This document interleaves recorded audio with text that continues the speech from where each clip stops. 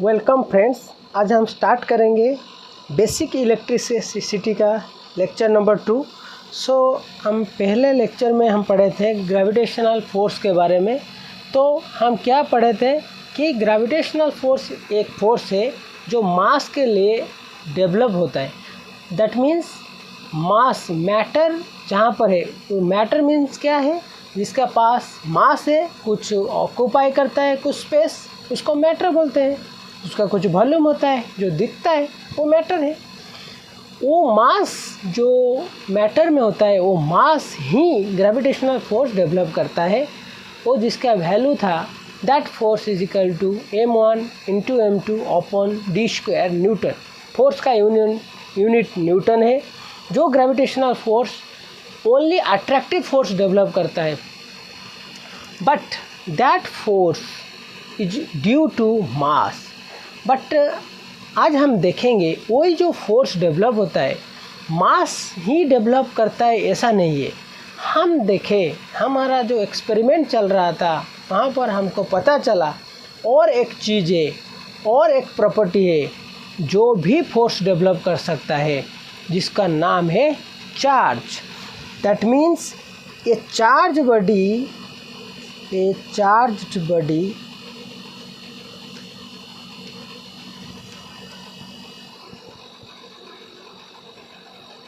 also can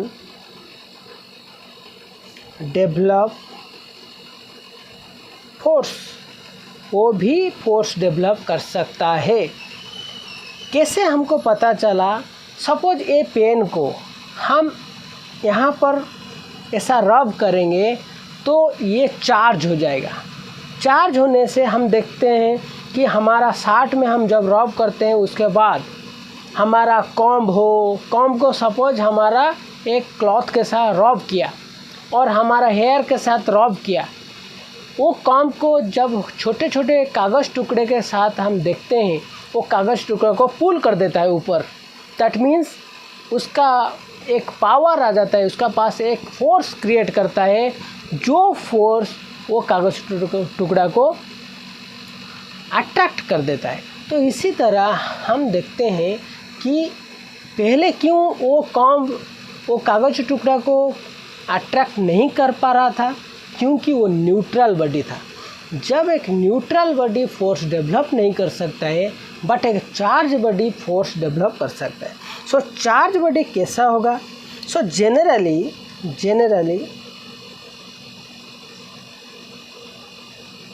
when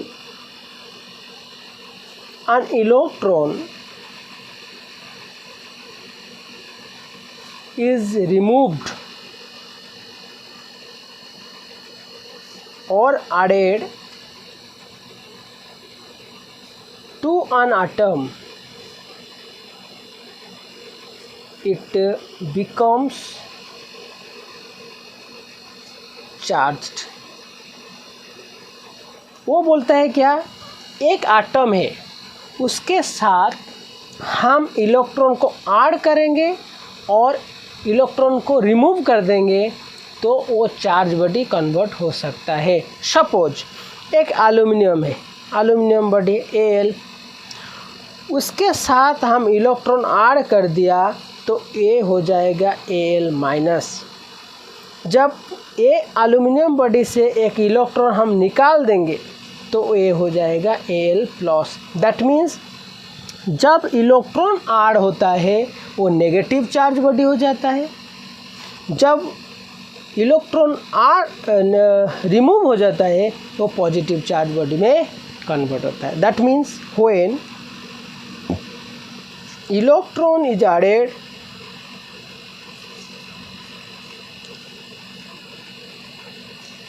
to a neutral body,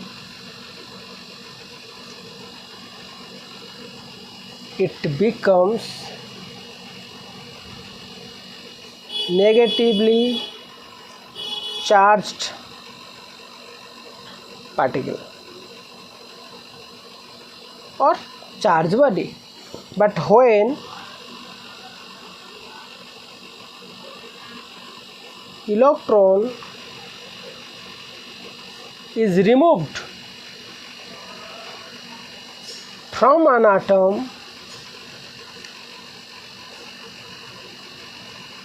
it becomes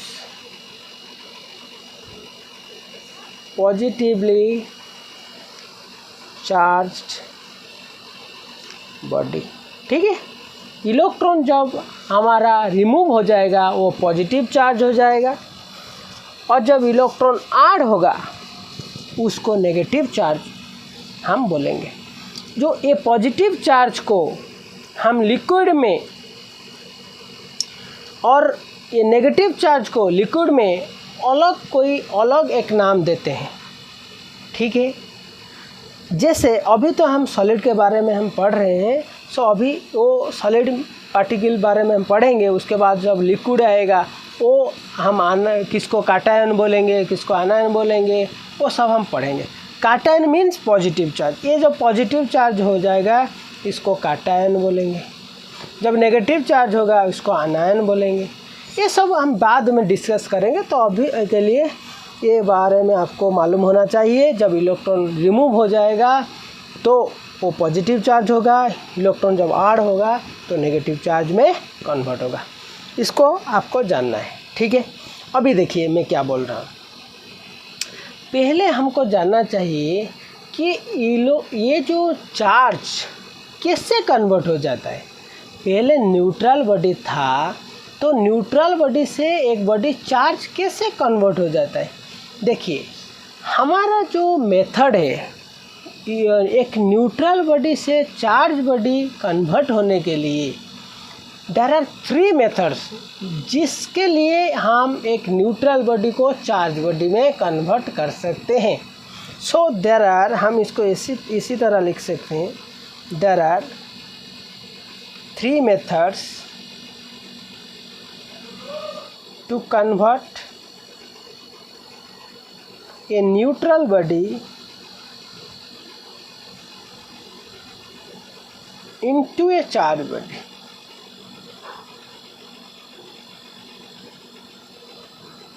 ठीक है, तो कौन सा मेथड, इसका हम नाम लिख देते हैं FCI। आप इसको कैसे याद रखेंगे, F मतलब food corporation of India, but practically इसका नाम है फ्रिक्शन, कंडक्शन एंड इंडक्शन। ये तीनों मेथड में हम एक बॉडी को चार्ज में कन्वर्ट कर सकते हैं। तो कैसे और क्यों ये होता है, तो इसके बारे में हमको जानना ज़रूरी है। तो इसके लिए हमको एटॉमिक स्ट्रक्चर जानना ज़रूरी है। एटॉमिक स्ट्रक्चर मतलब हमारा जो बेसिक कंसेप्ट है उसको भी जानना हमारे लिए बहुत ज़रूरी है। तो पहले आपको थोड़ा सा हम आइडिया देंगे, उसके बाद वो कंसेप्ट को बारी बारी से हम पढ़ेंगे। तो पहले हम देखेंगे फ्रिक्शन मेथड क्या है, और ये चार्ज के बारे में बहुत सारा नॉलेज भी हम गेन करेंगे। पहले हम फ्रिक्शन के बारे में पढ़ेंगे। ठीक है, फ्रिक्शन मेथड क्या है और कैसे काम करता है। ठीक है, देखिए मैं आपको फ्रिक्शन बारे में बढ़ाता हूँ। पहले फ्रिक्शन, देखिए पढ़ने के लिए अच्छा स्टूडेंट होना ज़रूरी नहीं, बट रेगुलर स्टूडेंट होना ज़रूरी। रेगुलर आप यूट्यूब चैनल में ये जो हम पढ़ाते हैं उसको सर्च कीजिए, पढ़िए, ध्यान से देखिए, प्रैक्टिस कीजिए, तो आराम से सब सॉल्व हो जाएगा। आराम से इलेक्ट्रिकल इंजीनियरिंग आपका याद में आ जाएगा, समझ में आ जाएगा, बहुत इजी लगेगा। ठीक है, तो पहले फ्रिक्शन मतलब जब एक मैटर एक न्यूट्रल बॉडी को और एक न्यूट्रल बॉडी के साथ हम रब करते हैं तो इसको फ्रिक्शन मेथड बोलते हैं। उसके बाद न्यूट्रल बॉडी चार्ज में कन्वर्ट होता है। ठीक है, तो चार्ज बॉडी, ये जो चार्ज बॉडी चार्ज कन्वर्ट हो जाता है और चार्ज हो जाता है, वो चार्ज भी दोनों टाइप का है। देखिए मैं क्या बोलता हूँ, चार्ज 2 टाइप का होता है। एक है स्टेशनरी चार्ज, एक है स्टेशनरी चार्ज, एक है मूविंग चार्ज। ठीक है, वो स्टेशनरी चार्ज का इफेक्ट अलग है और मूविंग चार्ज का इफेक्ट अलग है। वो स्टेशनरी चार्ज जो इफेक्ट बनाता है तो इसको बोलते हैं इलेक्ट्रोस्टैटिक फोर्स बोलते हैं, इलेक्ट्रोस्टैटिक फोर्स।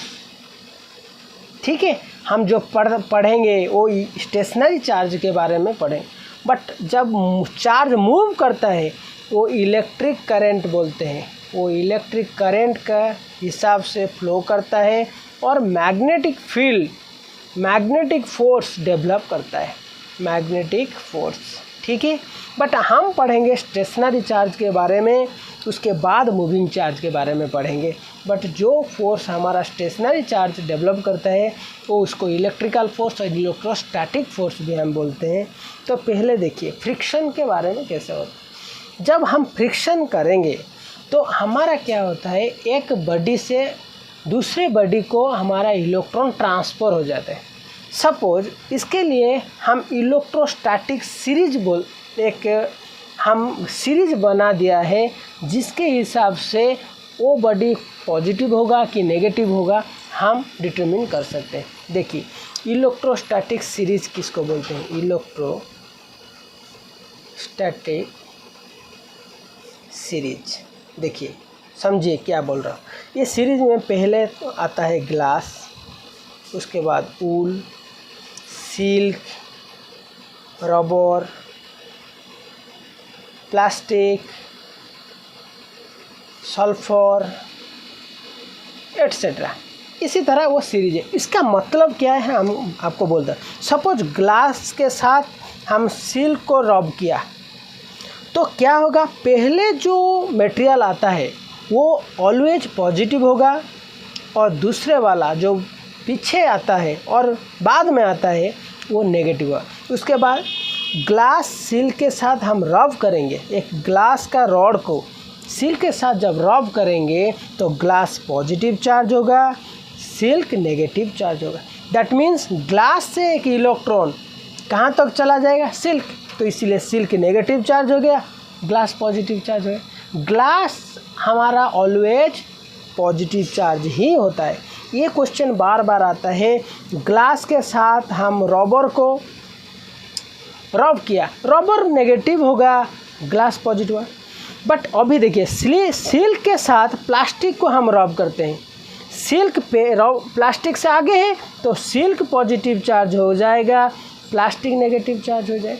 नेगेटिव चार्ज मतलब सिल्क से हमारा प्लास्टिक को एक इलेक्ट्रॉन चला जाएगा और दोनों इलेक्ट्रॉन एक भी जा सकता है, दोनों भी जा सकता है, बहुत सारा भी जा सकता है। इलेक्ट्रॉन जाने के बाद वो नेगेटिव चार्ज हो जाएगा। जितना इलेक्ट्रॉन जाएगा उतना ही नेगेटिव चार्ज होगा, उतना ही स्ट्रॉन्ग नेगेटिव चार्ज फॉर्म होगा। इसका मतलब जो आगे रहता है पॉजिटिव, बाद में रहता है नेगेटिव। वो चार्ज हुआ कि नहीं कैसे जानेंगे। सो ये नेगेटिव चार्ज, ये charge body can be tested by an instrument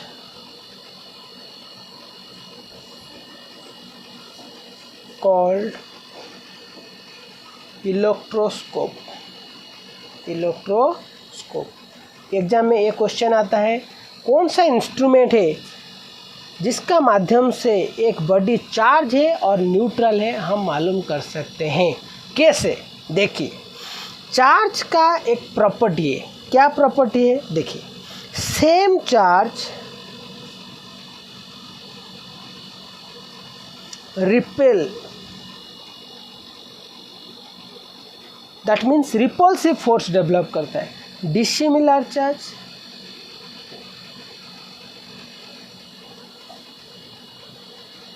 attractive force develop करता है। अट्रैक्टिव फोर्स, ये बेसिक कंसेप्ट। सेम चार्ज के भी अंदर रिपल्सिव फोर्स, डिसिमिलर चार्ज के अंदर अट्रैक्टिव फोर्स डेवलप होता है। तो हम डिफरेंट मेथड्स भी पढ़ेंगे, फ्रिक्शन, कंडक्शन एंड इंडक्शन। सो हमारा समझ में आया कि चार्ज के अंदर रिपल्सिव फोर्स, डिसिमिलर चार्ज के अंदर अट्रैक्टिव फोर्स। तो क्या होता है जब हम इलेक्ट्रोस्कोप लेते हैं, इलेक्ट्रोस्कोप कैसा होता है, देखिए मैं एक थोड़ा सा छोटा सा ड्राइंग बना, ऐसा होता है, ऐसा ये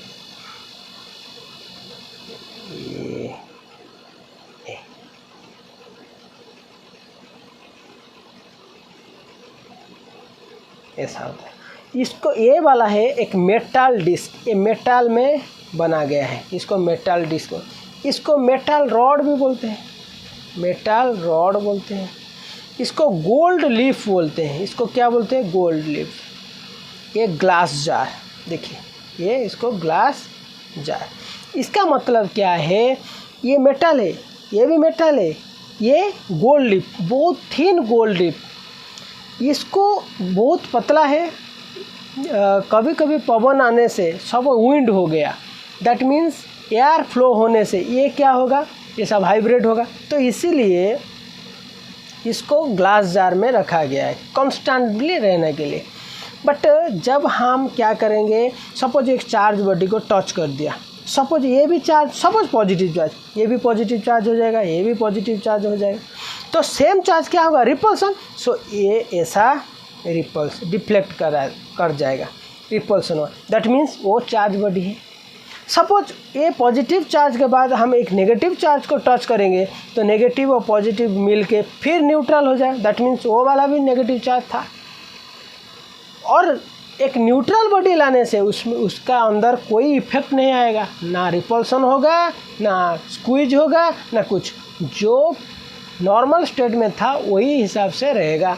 तो इसको इस इंस्ट्रूमेंट के हिसाब से, इंस्ट्रूमेंट के माध्यम से एक बॉडी चार्ज है कि नहीं है उसको हम जान सकते हैं, ठीक है। अभी हम जानेंगे वो फ्रिक्शन के बारे में हम पढ़ेंगे, इसीलिए ये चार्ज के बारे में थोड़ा थोड़ा हम जान चुके हैं और जान रहे हैं। देखिए ये जो चार्ज का सिंबल क्या है, उसका यूनिट क्या है, वो बारे में हम थोड़ा जानें। देखिए ये जो चार्ज है इसका सिंबल है, सिंबल क्यू है, ठीक है। इसका सिंबल क्या है, क्यू, कैपिटल क्यू भी लिख सकते हैं, स्मॉल क्यू भी लिख सकते हैं। यूनिट क्या है, इसका यूनिट कूलम, और इसको सी में रिप्रेजेंट करते हैं, शॉर्टकट में इसको सी भी लिखते हैं।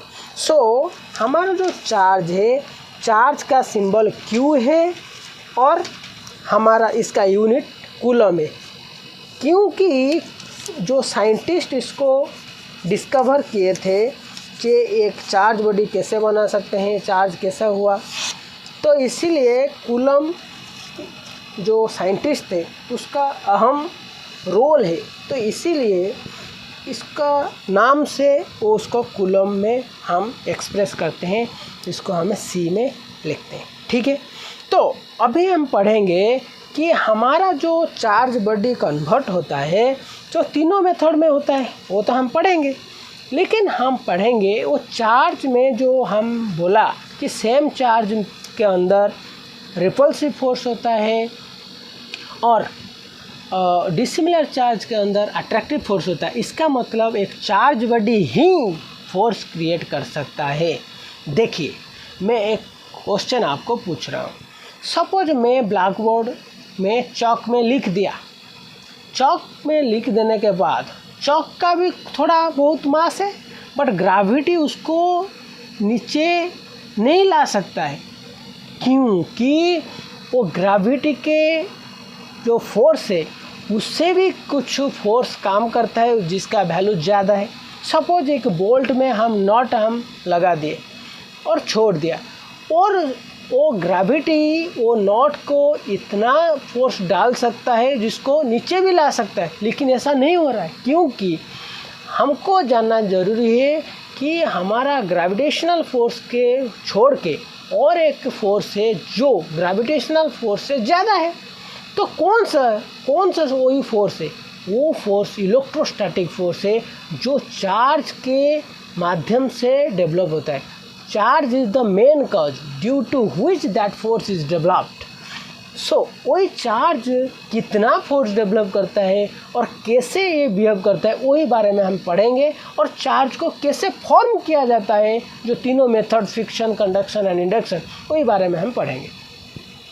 तो पहले हम जानेंगे जो फोर्स डेवलप होता है चार्ज के अंदर, दोनों चार्ज के अंदर जो फोर्स डेवलप होता है वो दैट इज सिमिलर चार्ज और डिसिमिलर चार्ज। सिमिलर चार्ज के अंदर हमारा रिपल्सिव फोर्स और डिसिमिलर चार्ज के अंदर अट्रैक्टिव फोर्स।